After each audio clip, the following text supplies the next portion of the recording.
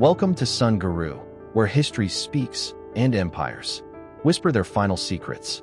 Imagine a world racing toward modernity, trains shrieking through cities, empires stretching across continents, a global economy rising, art, science, invention, and then a single bullet shattered it all.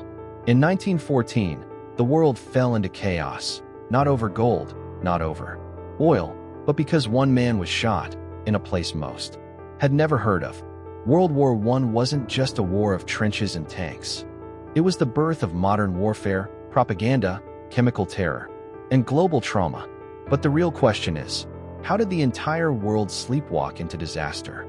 And what lessons have we forgotten that could one day lead us back to it?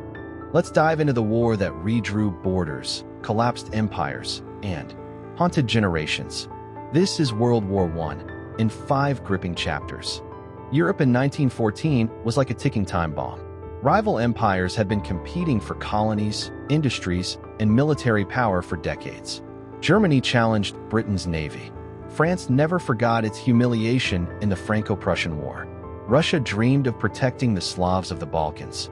And Austria-Hungary struggled to keep its diverse empire from falling apart. All it needed was a spark. And that spark came from a place most Europeans had barely heard of, Sarajevo. Archduke Franz Ferdinand, heir to the Austro-Hungarian throne, traveled there for what seemed like a routine royal visit. But among the cheering crowds, danger lurked. Members of a Serbian nationalist group, the Black Hand, plotted to strike a blow for independence. On the morning of June 28, 1914, the first attack failed. A bomb was thrown at the Archduke's car, but it missed and injured bystanders instead. The Archduke continued with his visit, shaken but unharmed.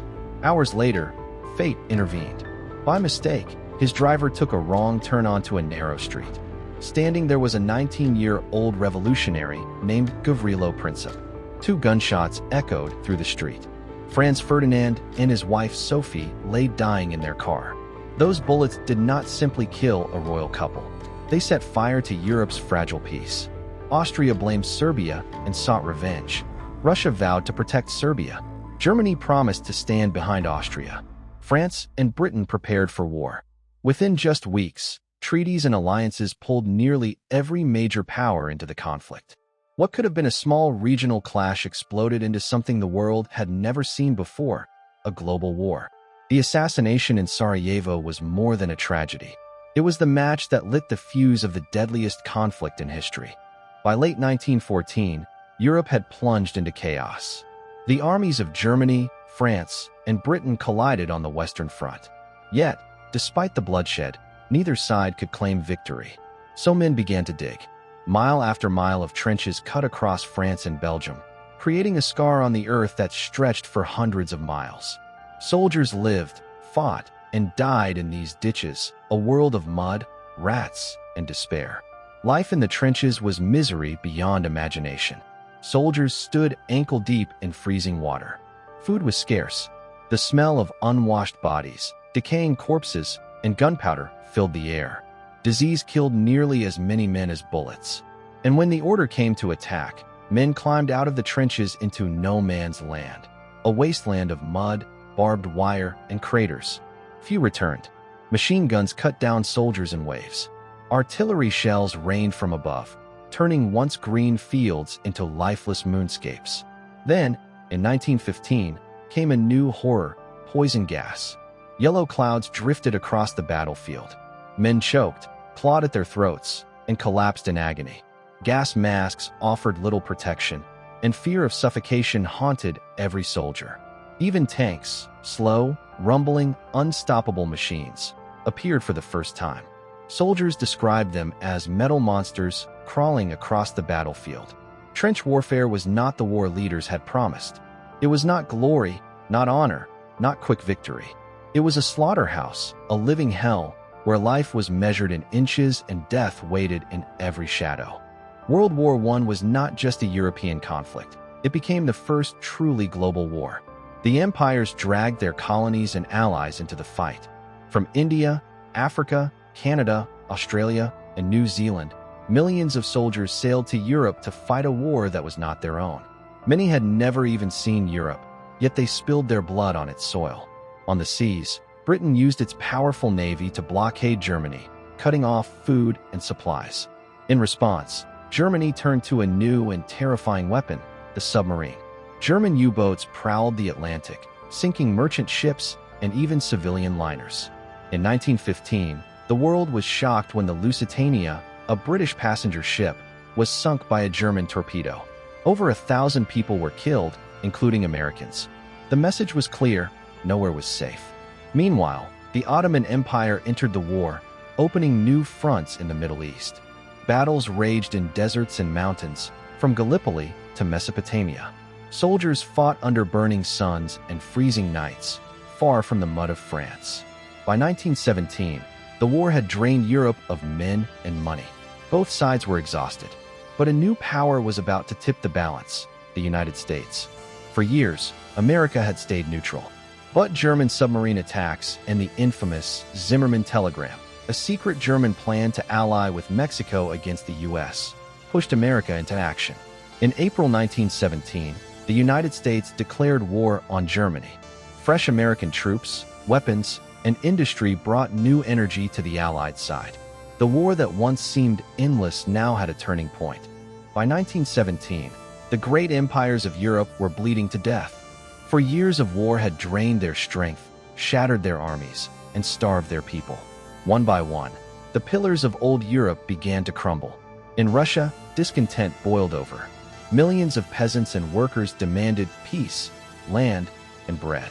Soldiers deserted in masses, refusing to fight. In October 1917, revolutionaries seized power. The Russian Empire collapsed, and the new Bolshevik government signed a peace treaty with Germany, pulling out of the war. But Germany, though relieved on one front, was collapsing at home. Starvation swept the cities. Breadlines stretched for miles. Exhausted soldiers mutinied, and strikes erupted in factories. The Kaiser's empire was cracking from within. Meanwhile, Austria-Hungary, a fragile empire of many nations, began to fall apart.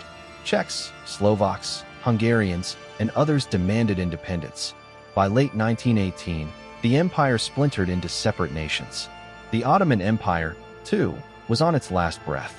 Its armies lost battle after battle in the Middle East. British and Arab forces advanced through Palestine, Syria, and Mesopotamia.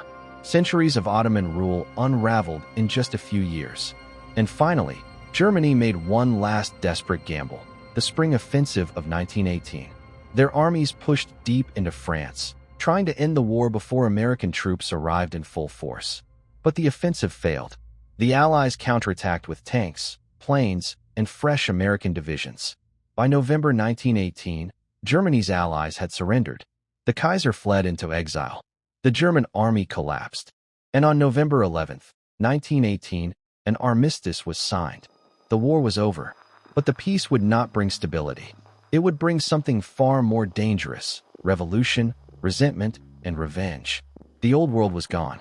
The age of empires had ended. The guns fell silent on November 11, 1918.